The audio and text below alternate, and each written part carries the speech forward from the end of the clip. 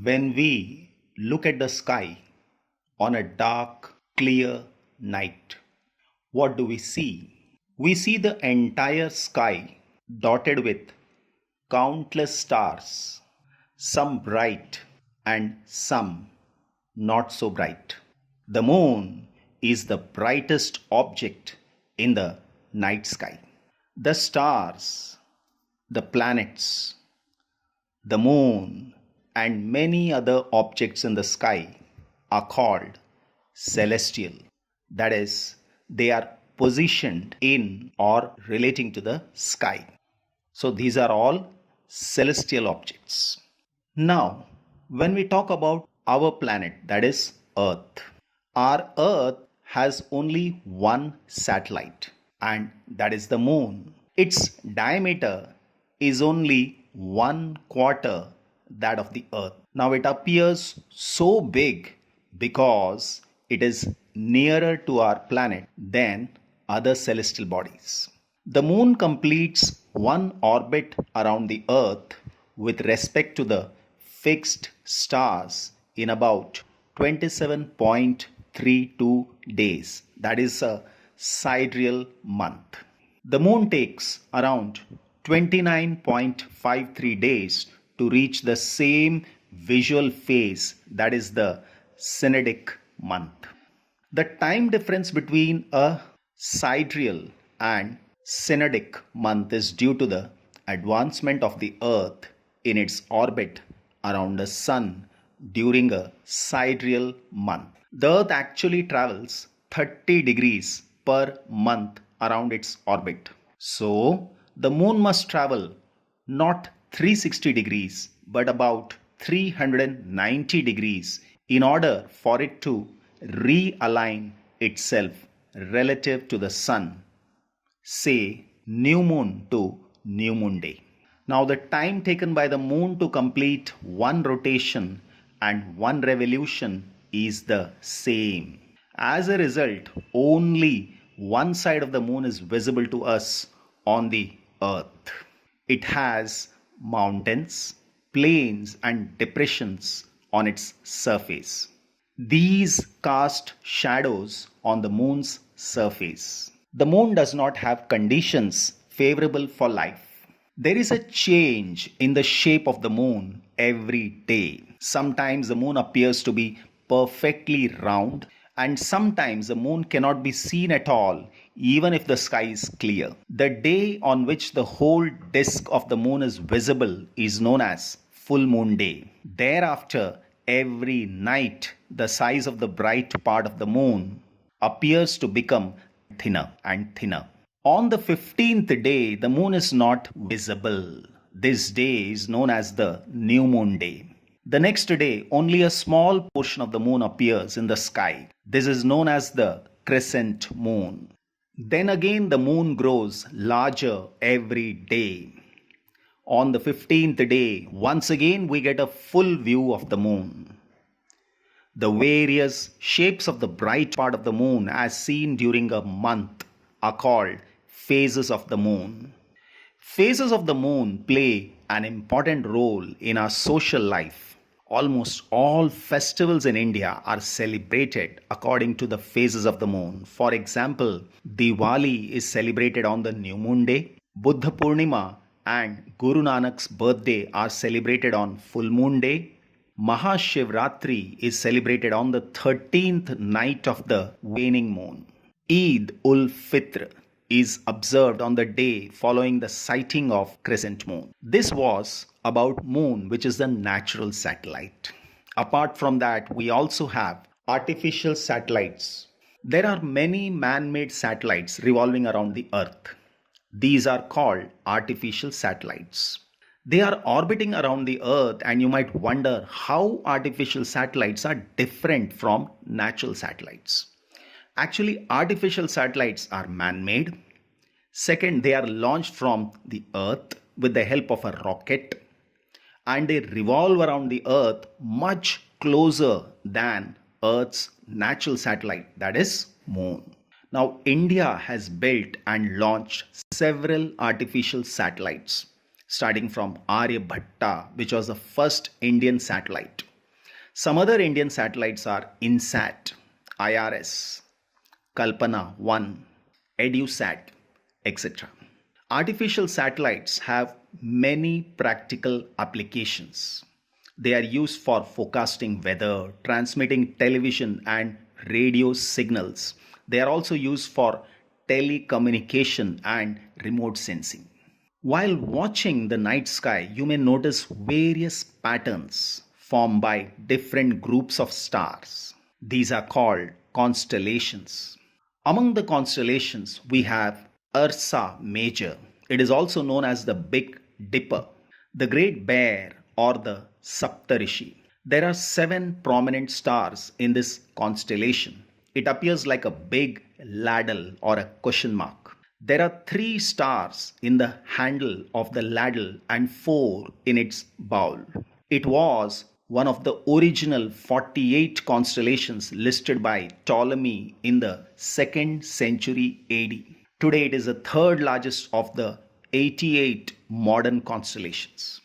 Then comes Orion.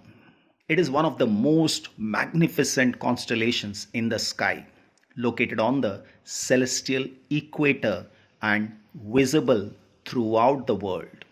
It can be seen during winter in the late evenings. It also has 7 or 8 bright stars. Orion is also called the Hunter. The 3 middle stars represent the belt of the hunter. The 4 bright stars appear to be arranged in the form of a quadrilateral. The star Sirius, which is the brightest star in the sky, is located close to the Orion. To locate Sirius, imagine a straight line passing through the 3 middle stars of Orion. Look along this line towards the east, and this line will lead you to the very bright star, and that is the Sirius.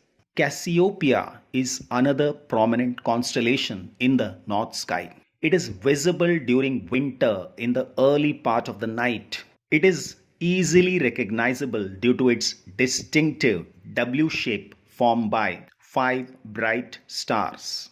Then comes the solar system. The sun and the celestial bodies which revolve around it form the solar system. It consists of large number of bodies such as the planets, comets, asteroids, and meteors.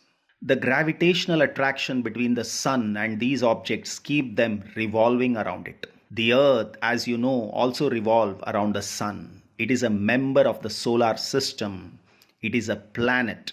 There are 7 other planets that revolve around the sun. The 8 planets in their order of distance from the sun are Mercury, Venus, Earth, Mars, Jupiter, Saturn, Uranus, and Neptune.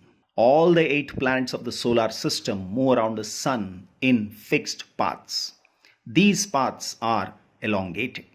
Talking about the first, that is the sun. The sun is the nearest star from us. It is continuously emitting huge amount of heat and light. The sun is the source of almost all energy on the earth.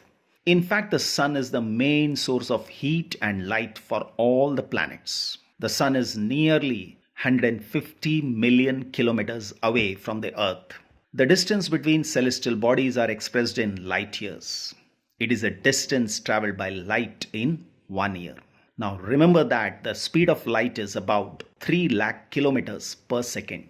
Thus, the distance of the sun from the earth may be said to be about 8 light minutes. Talking about planets. The planets look like stars, but they do not have light of their own. They merely reflect the sunlight that falls on them. The simplest method of identifying planets from stars is that stars twinkle, whereas planets do not. Also, the planets keep changing their position with respect to the stars. A planet has a definite path in which it revolves around the sun. This path is called an orbit. The time taken by a planet to complete one revolution is called its period of revolution.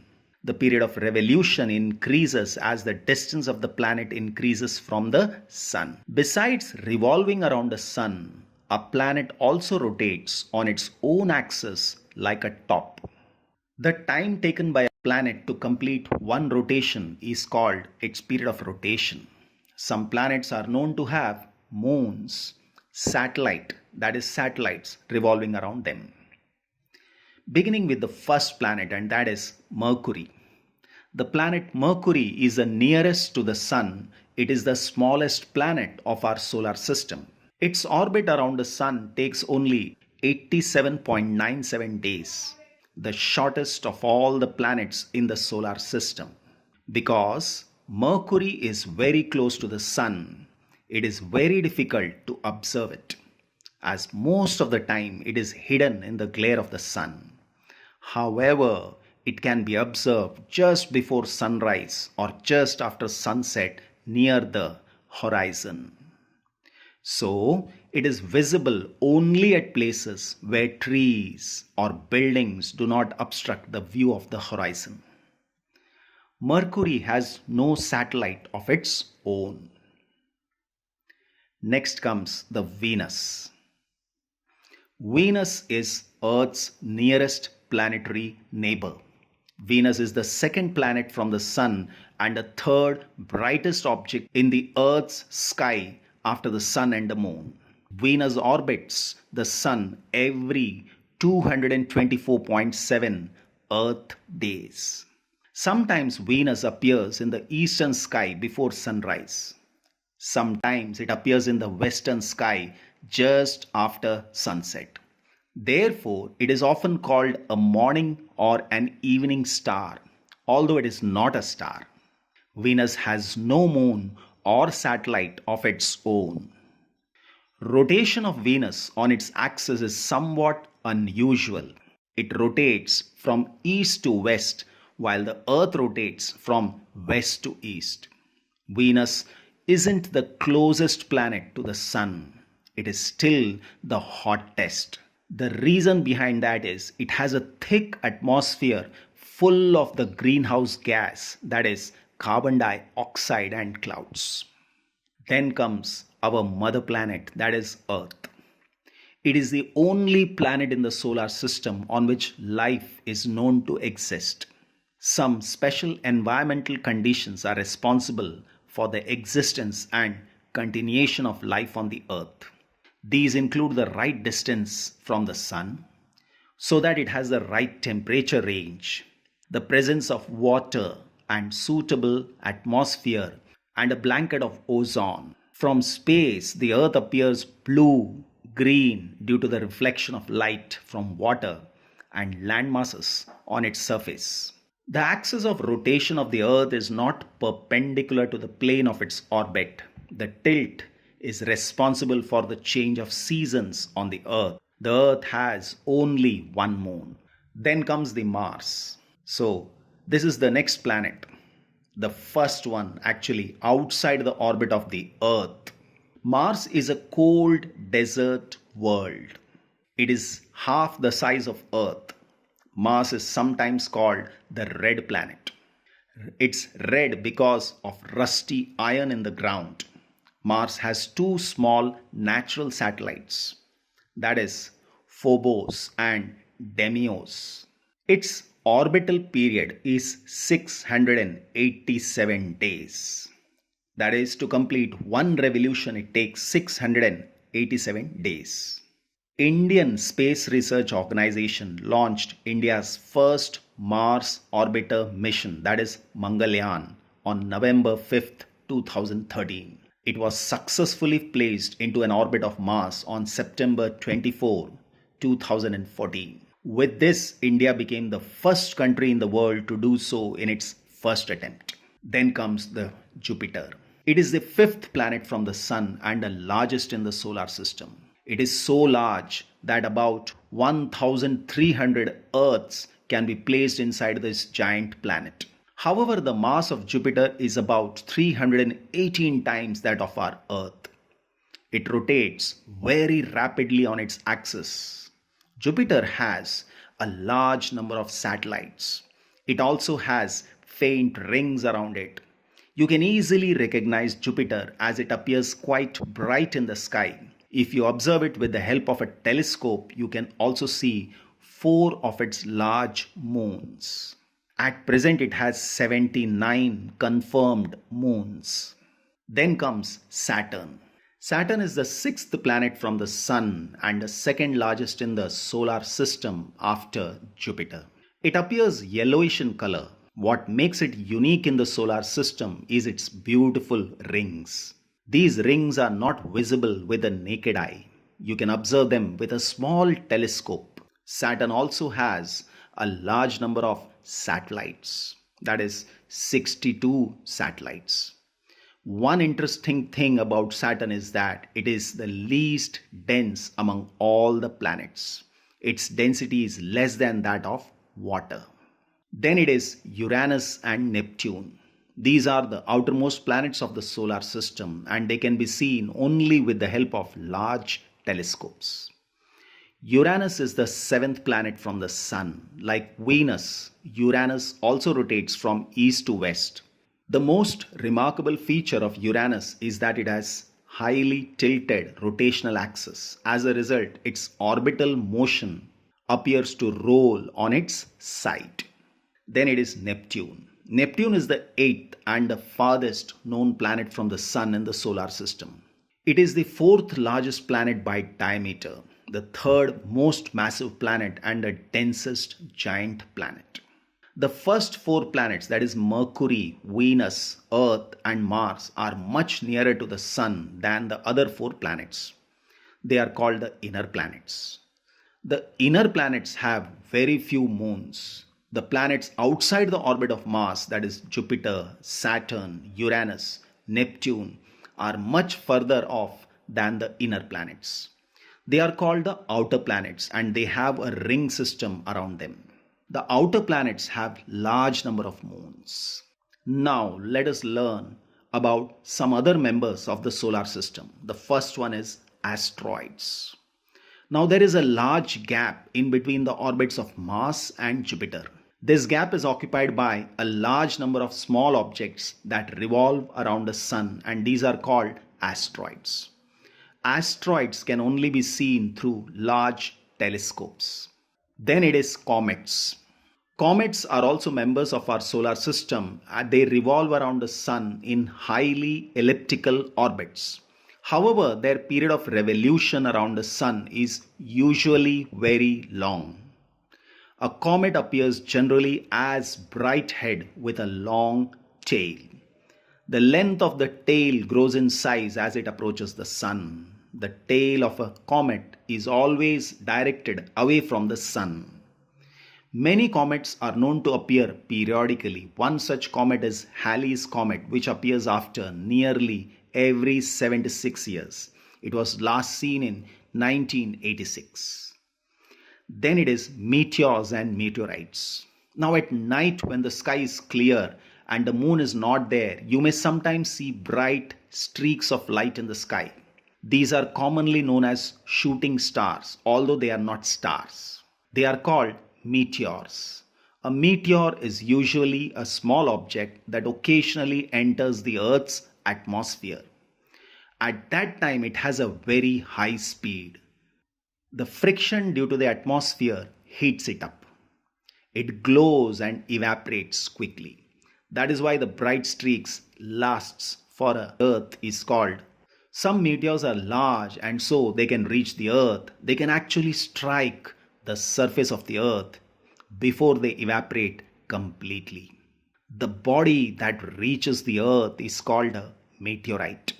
Meteorites help scientists in investigating the nature of the material from which the solar system was